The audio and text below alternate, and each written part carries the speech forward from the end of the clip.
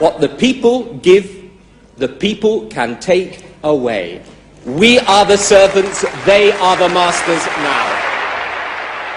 1997 was, I think, fundamentally important in that, because I think it is the end of the elitist politics that's dominated Britain for so much of the last 100 years.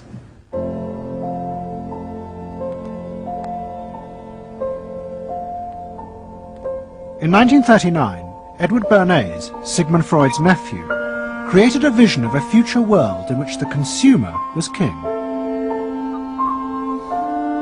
It was at the World's Fair in New York, and Bernays called it Democracity.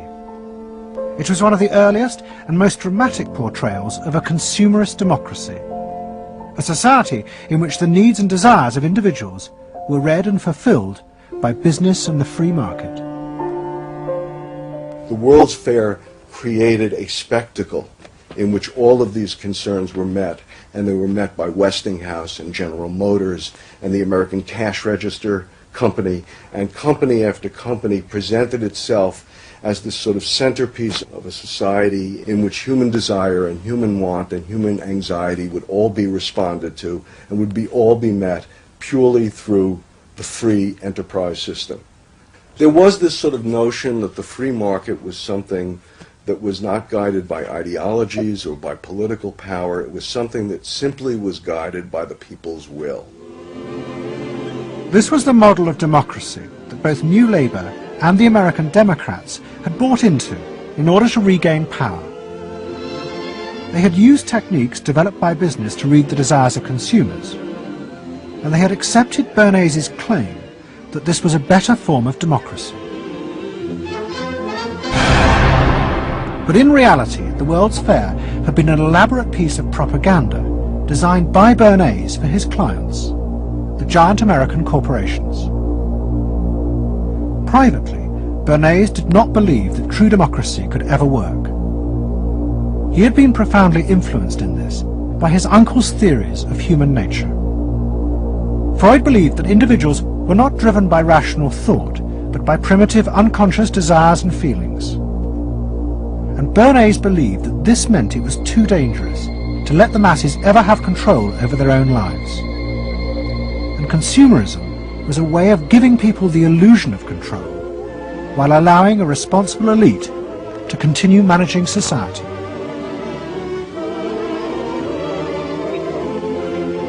It's not that the people are in charge, but that the people's desires are in charge. The people are not in charge. The people exercise no decision-making power within this environment.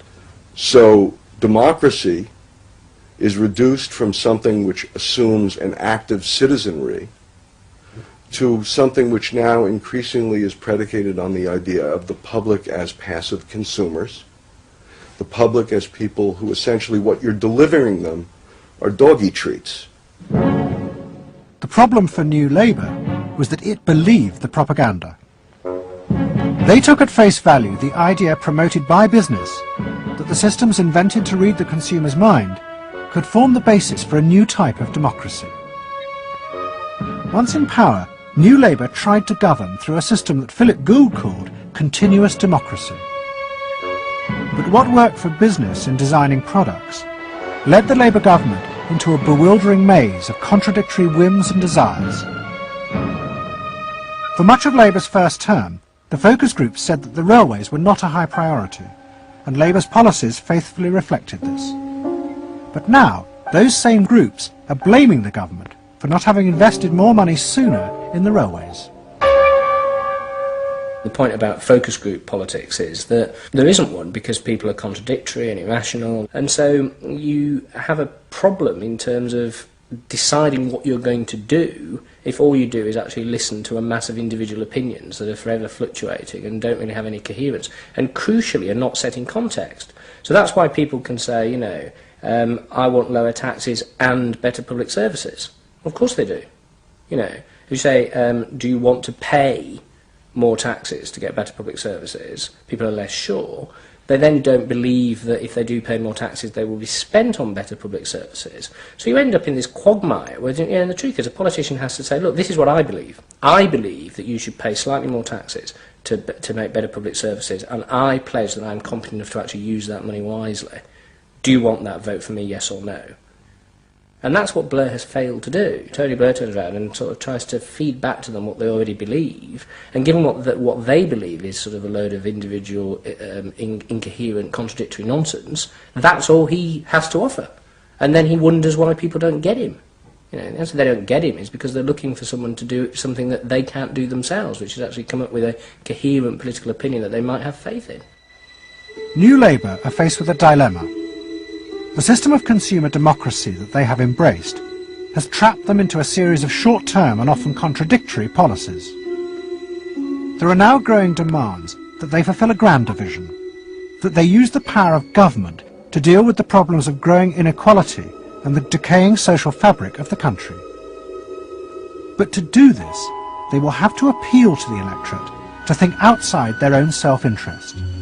And this would mean challenging the now dominant Freudian view of human beings as selfish, instinct-driven individuals, which is a concept of human beings that has been fostered and encouraged by business because it produces ideal consumers. Although we feel we are free, in reality, we, like the politicians, have become the slaves of our own desires. We have forgotten that we can be more than that there are other sides to human nature. Fundamentally, here we have two different views of human nature and of democracy. You have the view that people are irrational, that they are bundles of unconscious emotion. That comes directly out of Freud. And businesses are very able to respond to that. That's what they have honed their skills doing. That's what marketing is really all about. What are the symbols, the music, the images, the words that will appeal to these unconscious feelings? Politics must be more than that. Politics and leadership are about engaging the public in a rational discussion and deliberation about what is best, and treating people with respect in terms of their rational abilities to debate what is best.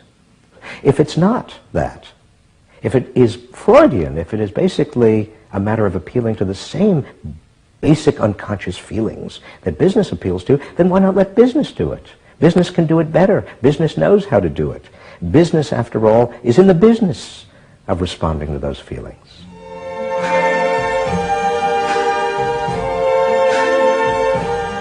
I see trees of green,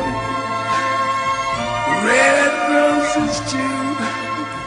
I see them bloom for me and you.